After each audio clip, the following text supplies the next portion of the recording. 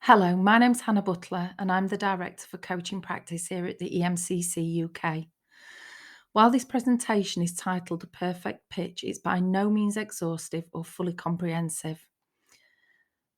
The perfect pitch is aimed at members who are at the start of their journey to creating a business. And I used to think that the perfect pitch was all about me and how I needed to impress the people that were in front of me. I now know it's all about them, and even though we may never have met, I need to show them that I fully understand their situation and can offer solutions to support the management of a given situation. In this presentation today, I'm going to offer you 7 steps and invite you to kind of look through the 7 lenses and consider what you might want to include in your 7 steps. So the 7 steps that I want to talk to you about today are me, you, knowledge, tell me what, tell me how, tell me why, and what next. So, step number 1, me.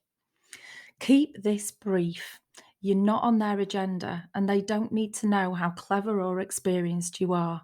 So, I stick to my name is, and I provide coaching and mentoring services to senior leaders and executives who are working, for example, in the underwater basket weaving industry. And I'm going to use the underwater basket weaving industry as an example throughout this presentation today. So, step 2, once I've given that really brief, succinct, precise introduction to myself, I'm now going to shift the topic as quickly as I possibly can over to them. And I make sure that I'm really clear and to show them that I know who they are and what they spend their day doing, what brings them energy and joy in their work, and where is their pain and drain. I want their ears to be tuned in and the hairs on the back of the neck to stand up. And I want each of them to believe that I'm talking about them. The, oh, this is me moment. Make sure that I've done my homework on this one. And the reason why I make sure that I've always done my homework on this one is that I speak to as many leaders in the underwater basket weaving industry as I possibly can, so that I'm able to really fully understand what the pain is and what the drainers are and what the energy and joy is as well. Again, so it goes back to this piece of work where people are sat there going, wow, she's talking about me. That's me, that's my experience. So speaking to as many people as possible in order to prepare for this, for step 2, is really, really important. Step 3, excuse me, is also about knowledge, but it's about knowing the industry as well, and avoiding making any assumptions about that industry or avoiding making assumptions about their pain. So, for example, if I was pitching to a room of underwater basket weavers, I might tell them the amount of vacancies that have appeared in this sector over the last year and tell them that it's risen by 42% and tell them where I've got that information from as well.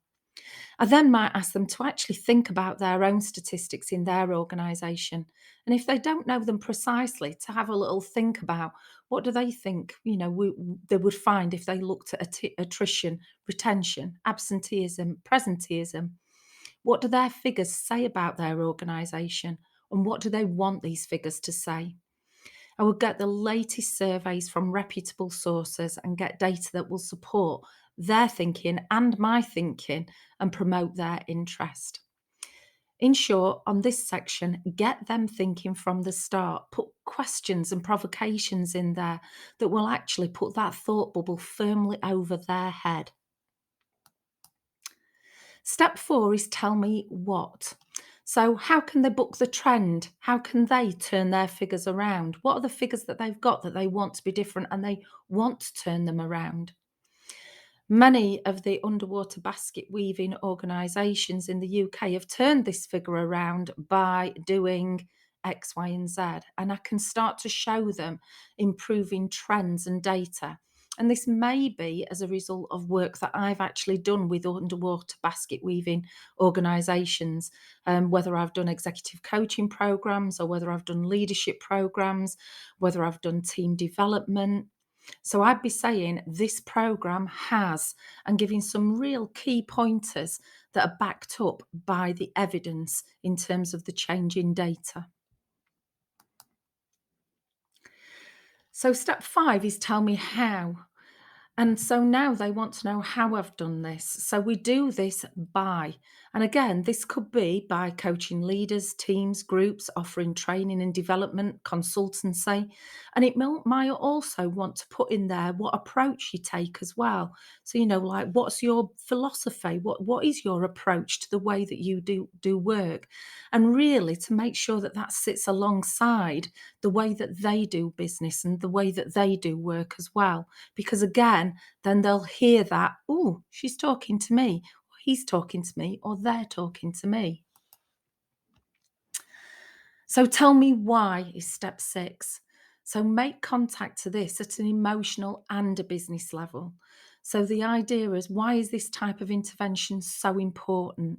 And again, really connecting to those organisational outcomes, results, key performance indicators, but also connecting to it personally, how people will feel a difference. So what might happen around culture and values, and how are people starting to show up in the workplace? So again, that idea that we are connecting cognitively, emotionally, and behaviourally to the work that we're doing, to the intervention, and how that might look over time. And also emphasising why your service is needed, but also do this with integrity and belief, so that what we're not doing is we're not just trying to sell somebody something, we're actually wanting to make a difference. And then step 7, which is the final step, is what is next? And really, this bit is your call to action button. You're pressing the call to action. What does your ideal client need to do now? What can they do next? And there might be some even little takeaways at this point. If this is your pain, if this is what's draining you, and these are the things that bring you energy and joy, there are some really quick wins that you can do, and you can start those today. However, if you want to know more and you're really interested in what I've said today, then you might want to contact me for a quick chat or a discussion about. And also, it's an opportunity to tell them about where they might be able to find you next and what you're doing next, that they could potentially access without having to have that one-to-one that some organisational leaders find difficult because there's a sense of obligation behind it. So, thank you for listening today to our 7 steps to building a coaching business and setting that perfect pitch. I hope you've enjoyed it. And just to recap on those 7 steps are me, you, knowledge, tell me what, tell me how, tell me why, and what to do next. Thank you for listening.